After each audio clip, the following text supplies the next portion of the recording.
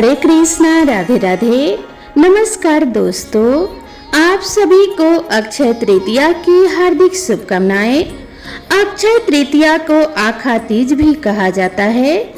यह वैशाख मास के शुक्ल पक्ष की तृतीया तिथि को मनाई जाती है। यह तिथि बहुत ही शुभ मानी जाती है क्योंकि इस दिन किए गए कार्यों का फल अक्षय यानी कभी समाप्त न होने वाला होता है। अक्षय तृतीया के पुण्य का फल जन्मों जन्मों तक बना रहता है। यह पर्व हमें धर्म, तप, दया और त्याग की महत्ता सिखाता है। यह एक ऐसा पर्व है जो चंद्र और सूर्य दोनों की विशेष स्थिति में आता है और यह दिन किसी भी शुभ कार्य के लिए अबूझ मुहूर्त माना जाता है। यानी इस दिन कोई भी शुभ कार्य बिना पंचांग देखे किया जा सकता है। अक्षय तृतीया इस वर्ष 30 अप्रैल 2025 को पड़ रही है। इसका निर्धारण पंचांग के अनुसार हुआ है।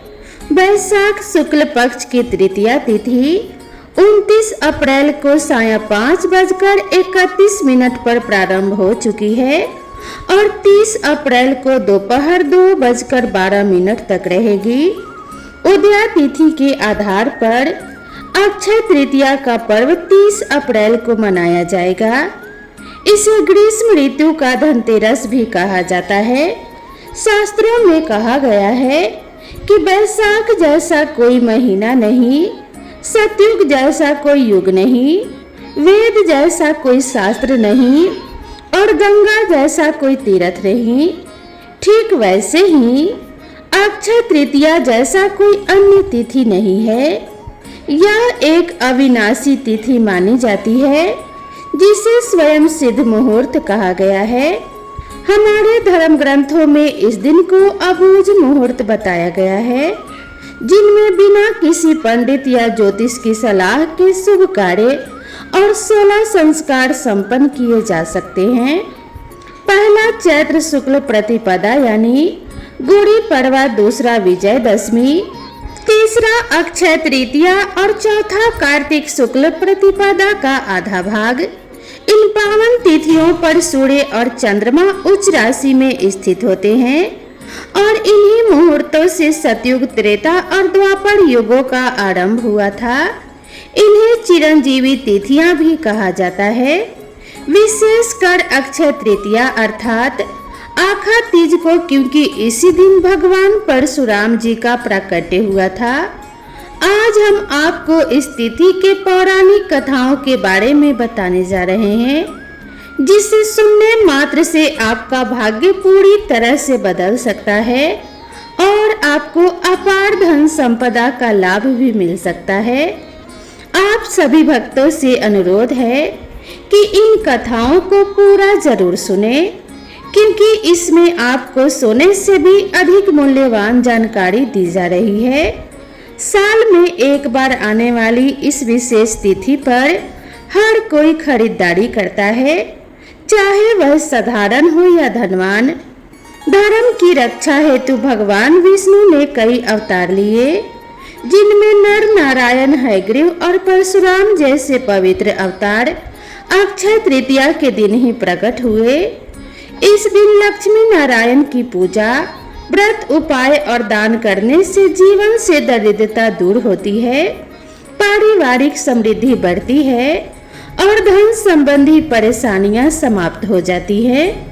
माता पार्वती ने भी इसी दिन देवी अन्नपूर्णा का अवतार लेकर भगवान शिव को भिक्षा प्रदान की थी और विश्व के भरण पोषण का उत्तरदायित्व संभाला था।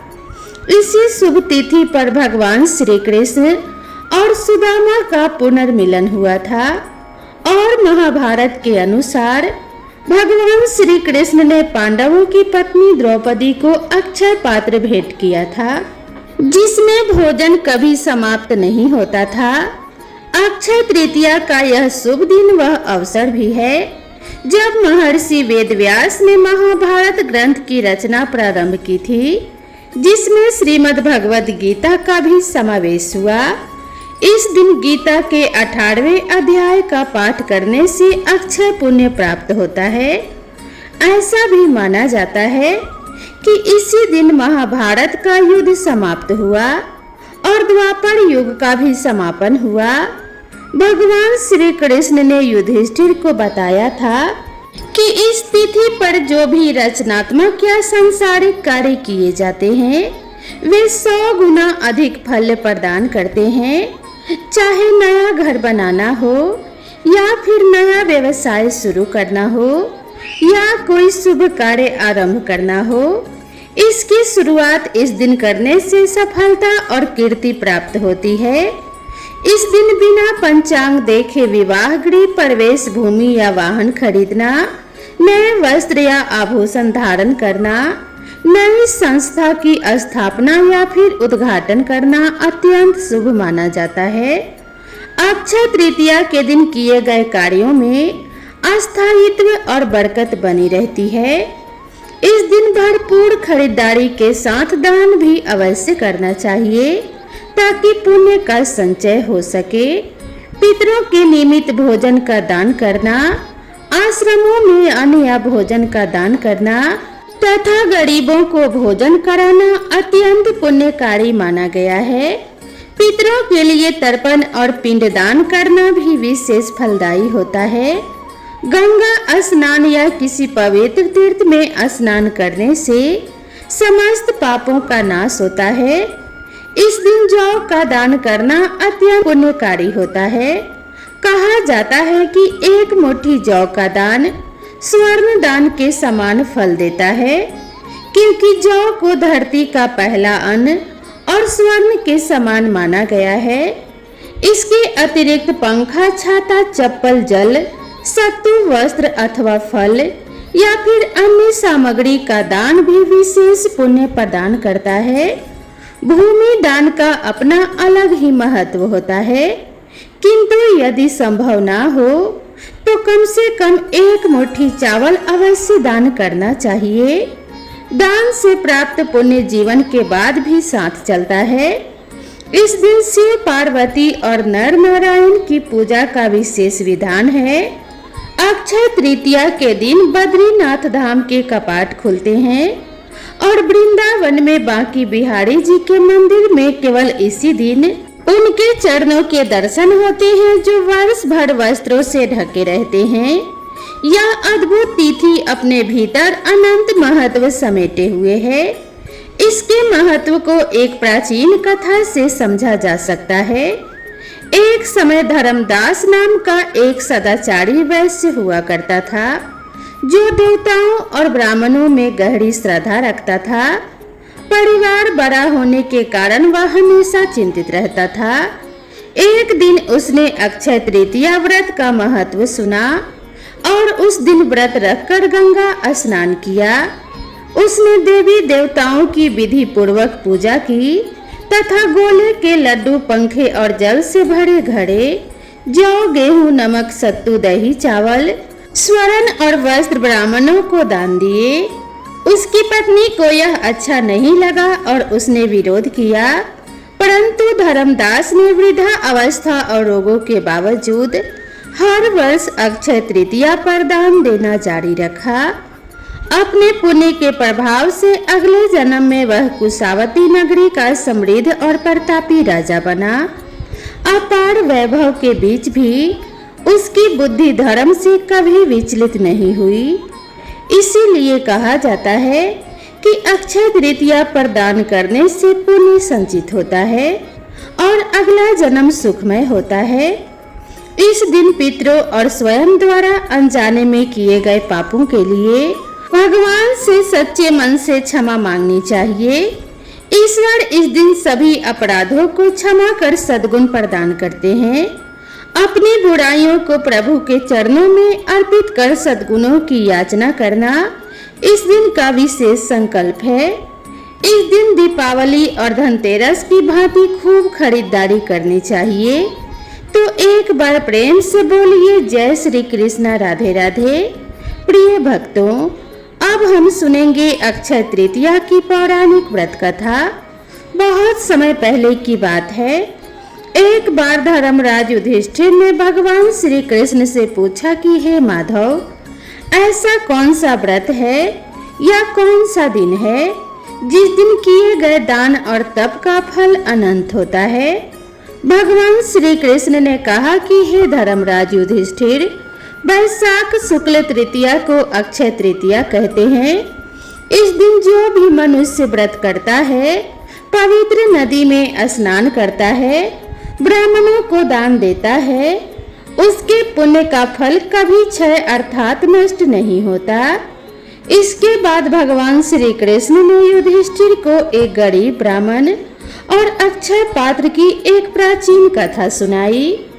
श्री कृष्ण कहते हैं कि हे पार्थ, बहुत प्राचीन समय की बात है। विदर्भ देश में एक गरीब ब्राह्मण अपने परिवार के साथ रहता था।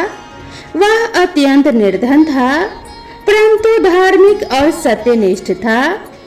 दिन रात भगवान विष्णु की भक्ति में लीन रहा करता और किसी प्रकार से भिक्षा मांगकर जीवन यापन करता था। उसकी पत्नी भी अत्यंत पतिव्रता और धर्मपरायण स्त्री थी। वह हर व्रत और पर्व को नियम पूर्वक करती थी, परंतु भूख, गरीबी और संतोष ने उसके जीवन को बड़ा कठिन बना दिया था। एक दिन गर्मी के महीने में जब धरती तप रही थी, घर में अन्न का एक दाना भी नहीं था। भूख से ब्राह्मण की पत्नी का चेहरा पीला पड़ गया था। ब्राह्मण उसे देखकर अत्यंत दुखी हुआ और बोला, मैं अब और नहीं देख सकता तुम्हारा यह कष्ट। मैं वन में जाकर भगवान नारायण की तपस्या करूंगा और जब तक वह मुझे दर्शन नहीं देंगे मैं लौटूंगा नहीं। पत्नी ने सहर्ष अनुमति दी और पति को विदा करते हुए स्वयं व्रत का संकल्प लिया। जब तक मेरे स्वामी सफल होकर ना लौटे, मैं अन्न ग्रहण नहीं करूंगी। ब्राह्मण वन में चला गया और कठोर तपस्या करने लगा। उधर उसकी पत्नी रोज जलपान मात्र कर दिन काट रही थी और विष्णु नाम जपती थी। इसी तरीके से कई महीने बीत गए। एक दिन वैशाख मास शुक्ल तृतीया की सुबह में ब्राह्मण ने आंखें मूंद कर हृदय से भगवान विष्णु का नाम लेते हुए अंतिम बार पुकारा और कहा कि हे नारायण, मेरे जीवन का एकमात्र उद्देश्य है आपके दर्शनों द्वारा अपने परिवार को कष्टों से मुक्त करना। उसकी भक्ति से प्रसन्न होकर भगवान विष्णु साक्षात प्रकट हुए और बोले कि हे ब्राह्मण, मैं तुम्हारी भक्ति से अत्यंत प्रसन्न हूँ। मांगो, तुम्हें क्या वर चाहिए?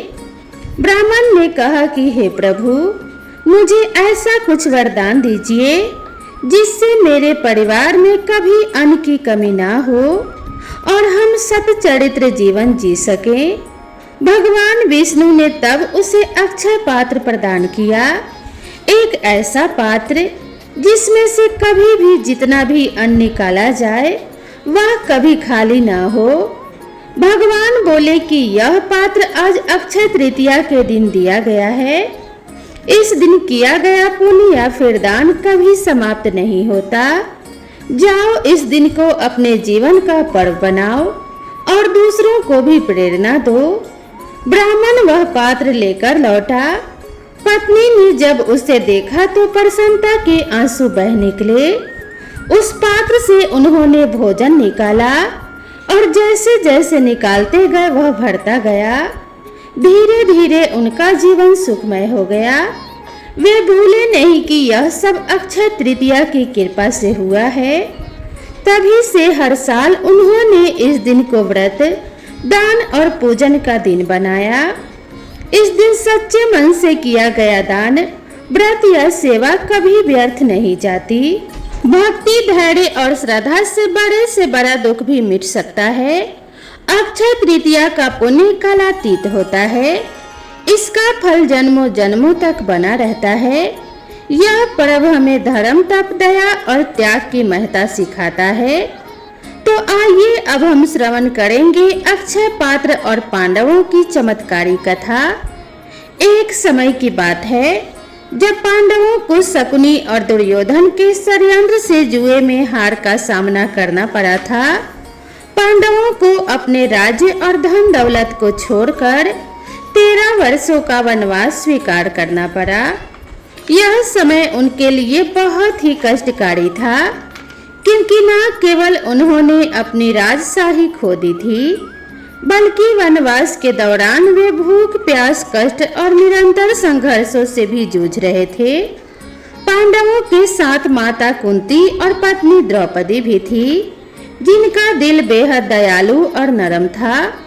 उन्होंने हमेशा अपने परिवार के लिए धर्म और भक्ति के मार्ग पर चलने का संकल्प लिया था, परंतु वनवास के दौरान दिन प्रतिदिन बढ़ते कष्टों को देखकर द्रौपदी अत्यंत चिंतित रहती थी। वह भगवान श्री कृष्ण के ध्यान में लीन रहती थी और प्रार्थना करती थी कि हे कृष्ण, हमारे पास न रसोई है, न कोई संसाधन। हम सच्चे दिल से ब्राह्मणों, साधुओं और अतिथियों की सेवा करना चाहते हैं, लेकिन हमें कभी पर्याप्त भोजन नहीं मिलता। कैसे संतुष्ट करेंगे हम उन सभी को? श्री कृष्ण के दिल में द्रौपदी की चिंता का समाधान था। वह तुरंत पांडवों के वनवास स्थल पर पहुंचे। भगवान की दिव्य उपस्थिति ने पांडवों के दिलों को शांति दी। द्रौपदी ने भगवान श्री कृष्ण से कहा कि हे कृष्ण, हमारी स्थिति इतनी दयनीय हो गई है कि अब हम कुछ भी ठीक से नहीं कर पा रहे हैं। हमारे पास कोई भी साधन नहीं है। हम किस तरह से अतिथियों को सम्मान दें? भगवान श्री कृष्ण मुस्कुराए और बोले कि हे द्रौपदी, तुम्हारी भक्ति के आगे सभी साधन छोटे हैं। तुम मेरे ऊपर पूरी श्रद्धा और भक्ति भाव रखती हो, इसीलिए तुम्हारे लिए कोई भी काम असंभव नहीं है। तुम्हारी सेवा, तुम्हारा धर्म और तुम्हारी भक्ति से मैं अति प्रसन्न हूँ। फिर भगवान श्री कृष्ण ने अपने दिव्य अक्षय पात्र को द्रौपदी के पास भेज दिया और कहा कि यह पात्र अब तुम्हारे पास है। जब तक तुम स्वयं भोजन नहीं करोगी, तब तक यह पात्र कभी खाली नहीं होगा।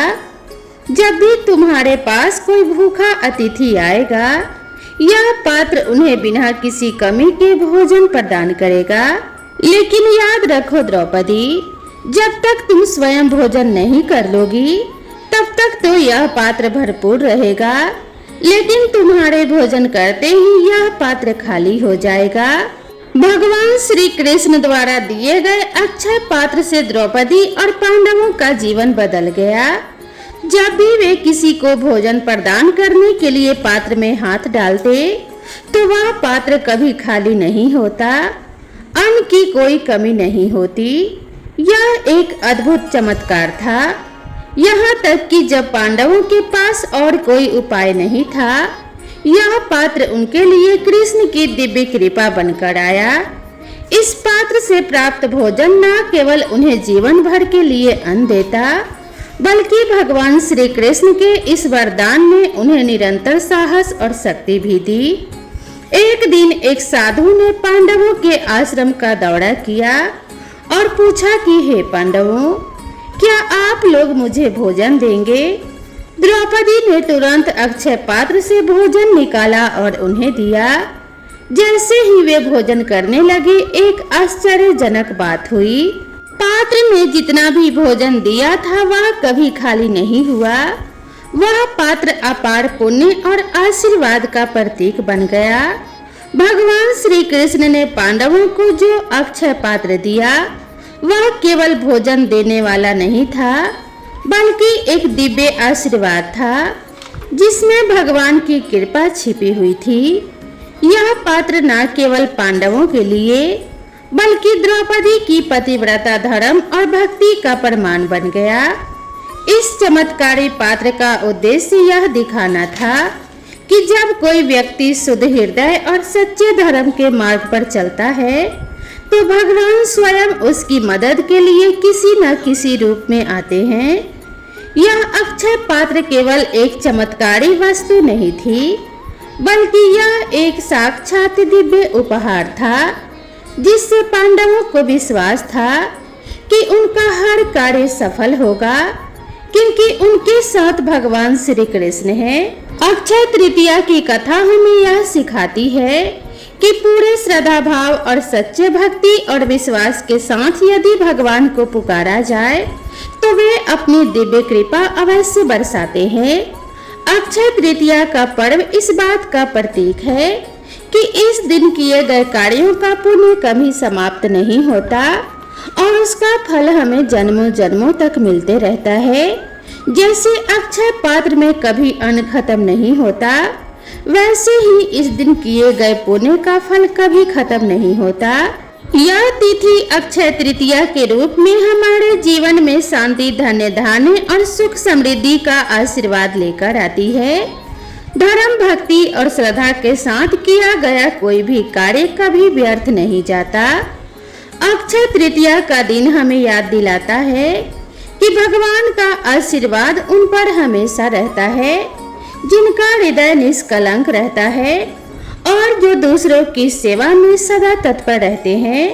जीवन में कठिनाइयां आती हैं, लेकिन भगवान की कृपा से सभी संकट समाप्त हो जाते हैं, जैसा कि पांडवों के साथ हुआ था। तो प्रेम से बोलिए जय श्री हरि भगवान विष्णु। हरे कृष्णा, राधे राधे, जय माता लक्ष्मी। तो दोस्तों, आप सभी को यह कथा और यह वीडियो कैसी लगी कृपया कमेंट करके ज़रूर बताएं। इसी तरह की नई नई वीडियो और नई नई कहानियों के लिए मेरे चैनल से जुड़े रहें। चैनल पर पहली बार आए हैं तो चैनल को सब्सक्राइब करना ना भूलें। वीडियो पसंद आई हो तो वीडियो को एक लाइक ज़रूर करें। तो मिलते हैं इसी तरह की नेक्स्ट वीडियो में। माता लक्ष्मी और भगवान श्री हरि विष्णु का आशीर्वाद आप सभी के ऊपर बना रहे। इसी मंगल कामना के साथ आप सभी से विदा लेते हैं। मिलते हैं इसी तरह की नेक्स्ट वीडियो में। तब तक के लिए राधे राधे।